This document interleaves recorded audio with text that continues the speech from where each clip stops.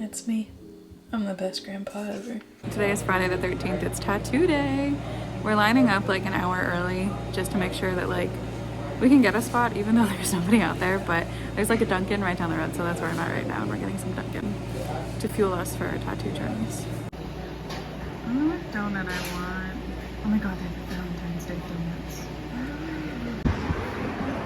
I really like natural light. I love natural light. I thrive in it. And my apartment has, honest to goodness, like really good natural light, but I always film so late in the day that I like miss out on it. So I made a point to set a timer to vlog a little bit today when there is some nice natural light so we don't miss out on it. Ignore my absolutely crazy, frizzy, curly hair. My hair is like naturally curly, and on the weekends I'll choose not to abuse it with heat and we'll just kind of like let it do its own thing. But I never gave you a Friday the 13th update. So we went to 2 different shops, but let me take you through my new tattoos and a little bit of the meaning behind them and why I got them. This was the first tattoo I got. It says Divine in red letters. And keep in mind that all my tattoos are very, very new, so they're definitely healing. They will definitely look a little bit better once they're fully healed and not, you know, scabby and swollen and irritated and red. But I got Divine for Divine Feminine. And Divine Feminine essentially refers to the goddess energy that exists within all of us. And I feel like it's just a little subtle way to remind myself that I can empower myself and kind of connect with that sort of goddess energy, and to not let myself forget that I am a beautiful being that walks this planet. The next tattoo I got is this chaos tattoo, and I really, really, really, really love this chaos tattoo. I know somebody might be like,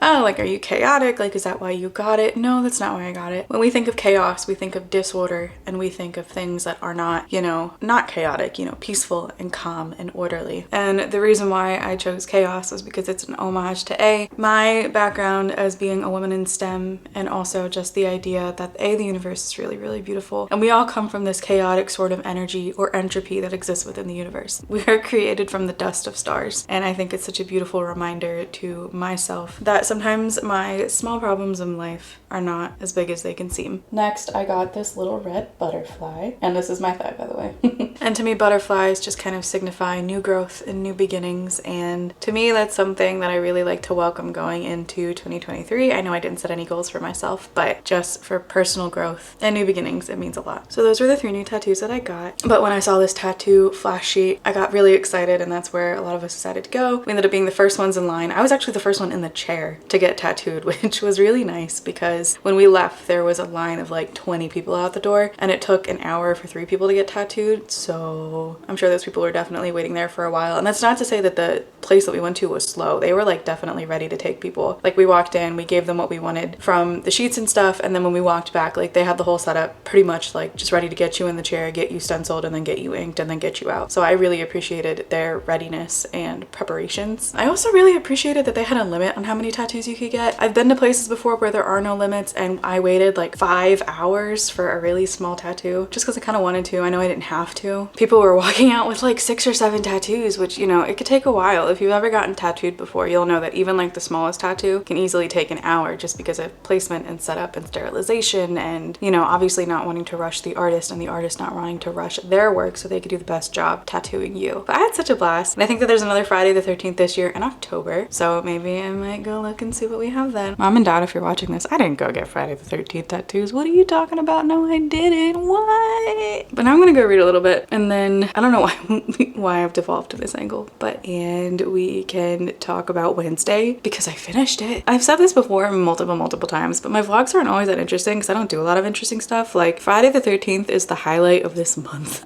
So bear with me as I just talk about everyday things, and, you know, you just stick with me through my everyday life. I've almost read 800 pages in like the last 2 weeks, which is exciting for me. I mean, I used to be able to do that in like a week, but that's when I was younger and didn't have obligations and wasn't my own adult. But now I am my own adult, and can't do that anymore. But yeah, I'll catch up with you guys in a little bit, and we'll talk about Wednesday.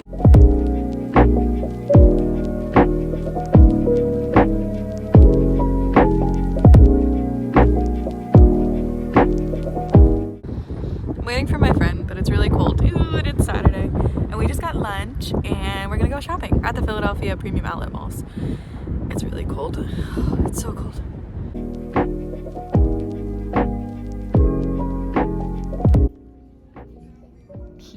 These are really tiny purses.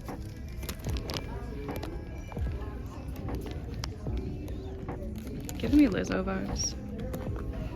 Well, this is a different angle for us. You guys are on my new sit stand desk. I've just really been wanting one for a while, and we got one from Costco like a long time ago, but then just recently put it up because we had to move some stuff out of the way and kind of like reorganize. But kind of like this. This is my office. I don't think you guys have really ever had like a reason to see. I've started to set out like a specific spot for creative reasons and like a creative space, and it's right by the window, and there's a lot of nice natural light. So we're probably gonna have some like hot takes in this area every now and then. It is Monday, January 16th. And it is MLK Day today. And I promised you guys yesterday on Sunday that I would talk about my opinions on Wednesday because I finally finished it. And honestly, I really liked the pace of the last 2 episodes. I honestly thought that Xavier was the Hyde and that he was the monster, and then but then to find out that it was Tyler. Of course, her first kiss is with like some murder crazy person. And I don't know, I thought it was interesting how every single time Wednesday thought she had it right, which I think kind of speaks to the fact that they were telling her, you know, that her visions are unreliable and they're not something that she should go off of like 100%. Because first she thought it was her therapist, which honestly I thought too, like the flowers, and then, you know, her bringing flowers. I still failed to see if there was a real connection there, but I mean obviously she wasn't the one controlling Tyler. To think it was Xavier, and it wasn't Xavier who was the Hyde, but it was Tyler all along. And then they're at the police station and Tyler's like, how does it feel to lose?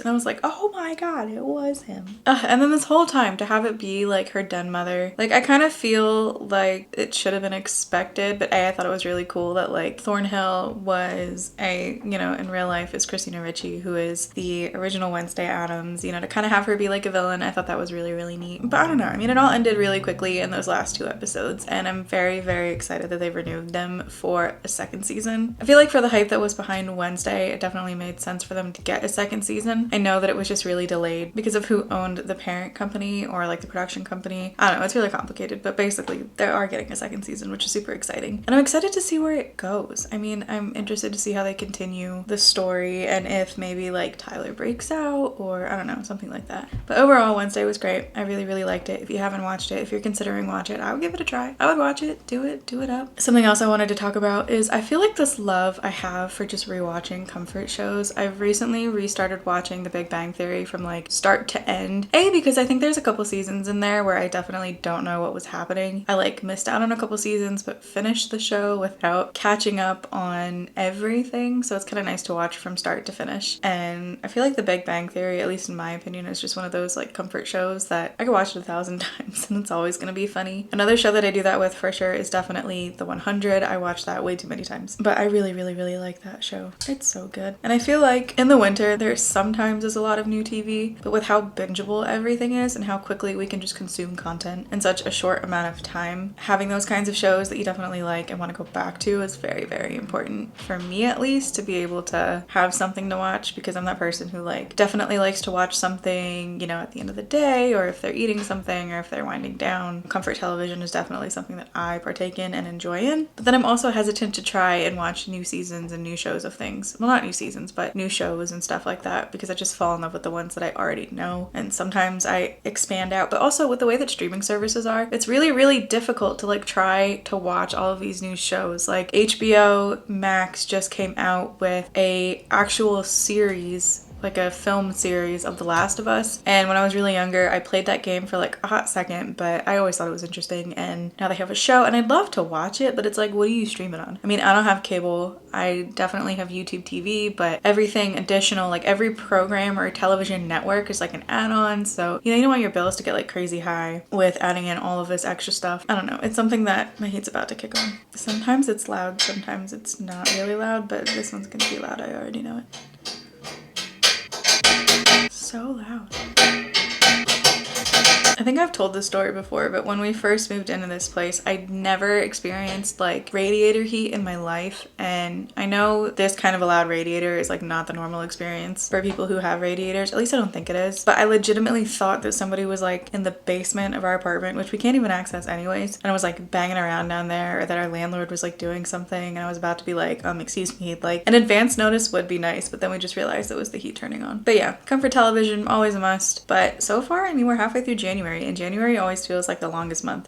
January always feels like it's like years long anyways. But also ignore anything that you're seeing in the background. My closet's there in my office. Yes, in my office, because our apartment has like no storage space, so kind of deal with it. But now that it's Monday, my tattoos are healing really nicely. I think we're starting to enter the itchy phase for like some of the smaller ones, like Divine that I got tattooed on my right wrist. Like that one's slowly starting to get itchy. But I have to say the hardest thing about getting new tattoos is trying to sleep with them, because I don't know about if anybody of you guys have tattoos, but whenever I get tattoos, I try so hard to let them breathe. I try not to wear like long shirts or long pants or anything that would like rub up against my tattoo. I try to let it just like air out. But then when I'm sleeping, I try not to put like any pressure on it or like cover it with blankets or sleep on it like a funky way. And because I've gotten a tattoo on like 3 out of 4 of my appendages, it's like really difficult to find a comfortable way to sleep. I'm kind of finding ways, but I should start putting this at the beginning of my videos, but I really just forget. But if you're new here, hi, my name is Pyle. It's so nice to meet you. If you are a returning viewer, welcome back. It's so nice to have you back. I post vlogs on Tuesdays and music related videos on Thursdays. If you liked what you saw in this video, if you want to keep seeing content like this, definitely like this video, subscribe to my channel if you want to. You don't have to, but it would definitely help me out if you did. If you got Friday the 13th tattoos yourself, definitely comment below. Let me know what you got. I'd love to know. And I hope that you have a wonderful week ahead. I will talk to you later.